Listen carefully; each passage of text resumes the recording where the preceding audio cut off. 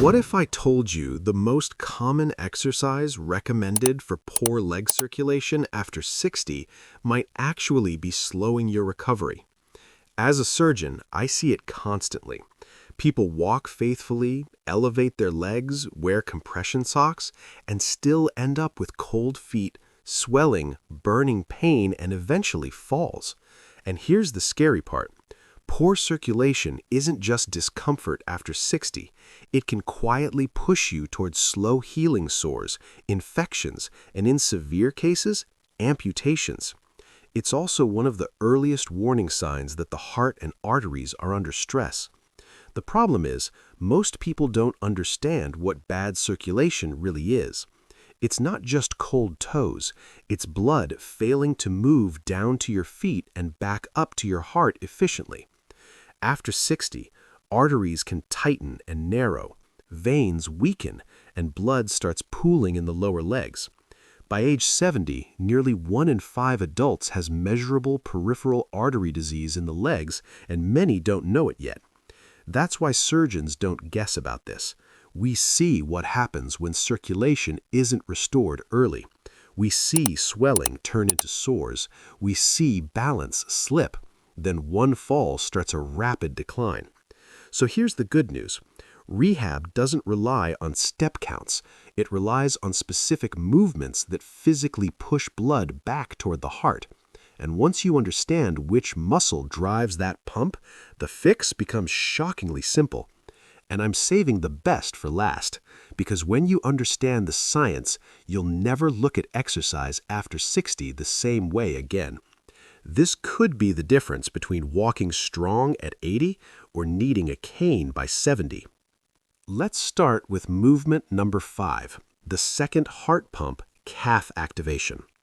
Starting with movement number 5 on our countdown, this one looks almost too simple to matter. But the science and surgical rehab protocols tell a very different story. This is often the first movement surgeons prescribe after leg surgery to prevent circulation collapse. Here's why this matters more than you think. Your calves contain what doctors call the venous muscle pump, sometimes referred to as the body's second heart. Every time this muscle contracts, it physically squeezes the veins in your lower legs and pushes blood back up toward your heart. After 60, this pump weakens fast, especially if you sit for long periods. When it underperforms, blood pools in the ankles and feet, swelling increases, oxygen delivery drops, and healing slows. Clinical studies in vascular rehabilitation show that simple ankle pumping can significantly improve venous return and reduce lower leg swelling in older adults, even without standing or walking. The key is not intensity, it's consistency and deliberate movement. To perform this correctly, sit in a chair with your feet flat on the floor. Lift your toes toward your shins while keeping your heels down.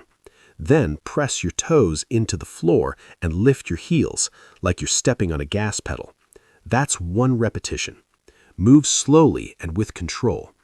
Aim for 20 to 30 reps 2 to 3 times per day. You can do this while watching TV, reading, or sitting at the table. This movement restores a pumping action that walking alone often fails to activate strongly enough. After 60, walking relies on momentum. Ankle pumps create deliberate contractions that move stagnant blood out of the lower legs. That means warmer feet, less swelling, and reduced pressure on fragile veins. It's also one of the safest ways to begin improving circulation if pain, balance issues, or fatigue limit your mobility. But ankle pumps only wake the system up. The next movement strengthens the muscle that keeps blood from falling back down in the first place, and that's where real circulation changes begin. Movement number 4, seated venous return lift. And if you think sitting down means this one is easy, you're about to be surprised. A 2024 study published in the Archives of Physical Medicine and Rehabilitation found that adults over 60 who performed seated leg lifts with light resistance improved walking speed by 28% and stair climbing ability by 45% in just 8 weeks. Those numbers matter more than most people realize. Walking speed isn't just about fitness. Doctors actually call it the sixth vital sign because slower walking speed is strongly linked to higher fall risk, loss of independence, and shorter lifespan. Here's why this exercise works when walking doesn't. Seated leg lifts target your quadriceps and hip flexors at the same time, while forcing your core to stabilize your body. These are the exact muscles that keep your legs working when you stand, climb stairs, or rise from a chair. But traditional walking barely challenges them enough to stop age-related decline. And when those muscles contract, they don't just build strength. They squeeze the big veins in your thigh and help drive blood back up to the heart, reducing pooling. To do this correctly, sit tall in a sturdy chair with your back pressed firmly against the seat and both feet flat on the floor. Slowly lift one leg straight out in front of you, keeping the knee as straight as comfortable. Hold for 2 seconds, then lower slowly without letting your foot drop. That's 1 rep. Do 10 to 15 reps on one leg, then switch sides. The detail most people miss is posture. Keeping your back against the chair prevents momentum and forces the right muscles to do the work. That's where the circulation benefit comes from. As this gets easier, add light resistance, ankle weights, or a resistance band. Even 1 or 2 pounds makes a difference. Research shows muscles respond to progressive resistance at any age, and older adults often improve faster because they're starting from a lower baseline. This movement reduces stiffness, improves walking tolerance, and strengthens the muscles that move blood through the upper legs, something ankle pumps alone can't do. But even strong thighs won't protect you if your balance system isn't firing correctly. Movement number 3. Calf pump walk, with support. This is the muscle group doctors rarely test, but it's often the first reason seniors lose their independence. Here's something that shocked even seasoned researchers. Reviewing aging data, a landmark report cited by the National Institute on Aging found that calf strength is one of the strongest predictors of whether someone over 60 maintains independence. Seniors with stronger calves had dramatically fewer falls and were far less likely to need assisted living. Here's why that matters more than most people realize. Your calf muscles act like a mechanical pump. Every time they contract, they squeeze deep veins in the lower leg and force blood upward against gravity. Weak calves mean blood pools, swelling increases, oxygen delivery drops, and balance reactions slow down. This is why surgeons and rehab teams obsess over this movement, even though it looks almost too simple. Here's what makes this movement different. It doesn't just build strength, it retrains circulation and balance at the same time, the exact combination your body relies on to prevent a fall. To perform this exercise correctly, stand behind a chair or countertop and hold on. Lightly rise up onto the balls of your feet, lifting your heels as high as comfortable at the top. Pause for 2 to 3 seconds while looking straight ahead, not down. Then lower slowly, taking about 3 seconds to come back down. The key here is the tempo. That brief pause at the top is where the magic happens. It forces your balance system and calf muscles to fire together, exactly what happens when you catch yourself during a stumble. Start with 10 repetitions. Work up to 20 or 25 as strength improves over time. This single movement improves ankle stability, circulation, and reaction speed all at once. It's one of the most direct ways to reduce leg swelling while also lowering fall risk without stressing your joints. Now we're approaching the top 2 exercises, and this is where everything changes. Movement number 2. Single leg circulation hold. Our runner-up spot goes to the single leg stance hold. One of the exercises orthopedic surgeons consider absolutely essential for anyone over 75. And before you dismiss this as just balance, here's something that shocked even seasoned clinicians. Reviewing aging research, Large population studies referenced by the National Institutes on Aging show that the ability to stand on one leg is one of the strongest predictors of future falls, mobility loss, and rapid physical decline after 60. In fact, adults who fail simple single-leg balance tests are several times more likely to experience serious falls within the next few years. And once falls start, circulation almost always gets worse, not better. Here's why this matters for blood flow. Every time you stand on one leg, your calf, ankle, hip, and core muscles are forced to contract continuously to keep you upright. That sustained contraction creates a prolonged muscle pump effect, especially in the calves, pushing blood upward instead of letting it pool in the lower legs. Walking never creates this demand. You're only on one leg for a fraction of a second. Single-leg stance holds force the pump to stay on, and this is where circulation and fall prevention overlap. When balance declines, people move less.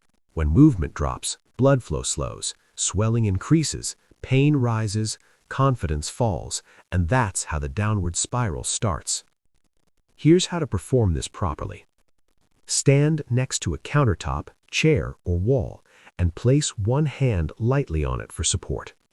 Shift your weight onto one leg and lift the other foot just an inch or two off the floor. You don't need to lift it high. Stand tall. Keep your eyes forward. Avoid gripping with your toes. Hold this position for 20 to 30 seconds, breathing normally. Then switch legs. That's one set. Start with 2 rounds per side. As this gets easier, reduce how much you rely on your hand for support. Eventually, you'll be able to hover your hand without touching. What makes this exercise powerful is not just balance, it's time under tension. Those sustained contractions keep blood moving, strengthen stabilizing muscles, and retrain the nervous system to react faster when you stumble. Studies consistently show that improving single-leg balance reduces fall risk, improves walking confidence, and helps seniors stay active, which is essential for long-term circulation health. But here's the key limitation. Balance keeps you upright. It doesn't fully restore blood flow on its own. To do that, you need the most powerful version of the calf pump there is. The one surgeons across the world rely on most in rehab. The moment you've been waiting for. Movement number 1. Standing calf pump hold. The number 1 spot goes to the standing calf pump hold. And once you understand what this movement does inside your legs, you'll see why surgeons around the world prescribe it, almost like medicine for restoring blood flow after 60. This is the movement I teased at the beginning. Here's something that shocked even seasoned surgeons reviewing long-term recovery data across vascular rehab programs worldwide. This exact movement shows up again and again because no other exercise activates the calf muscle pump as powerfully, as safely, or as consistently after 60. This is the most direct way to force blood out of the lower legs and back toward the heart without medication, machines, or impact. Here's why it works. Your calves aren't just muscles, they're pressure pumps. When you rise onto your toes and hold, those muscles squeeze the deep veins in your lower legs and physically drive blood upward against gravity. The hold is what makes the difference. It keeps the pump engaged long enough to overcome pooling, swelling, and sluggish return flow. Walking doesn't do this. Ankle pumps prepare the system. Single leg stance trains control, but heel raises with a hold actively move blood and keep it moving. This is why surgeons rely on it most. Here's how to do it properly.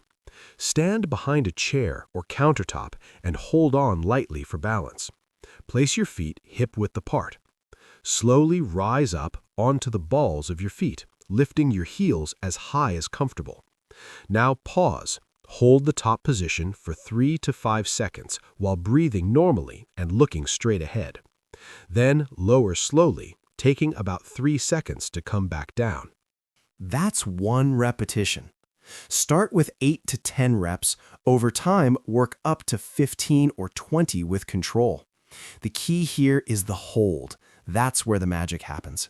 This sustained contraction keeps the calf pump fully engaged, improves venous return, reduces swelling, and retrains the muscles your body relies on when you catch yourself during a stumble.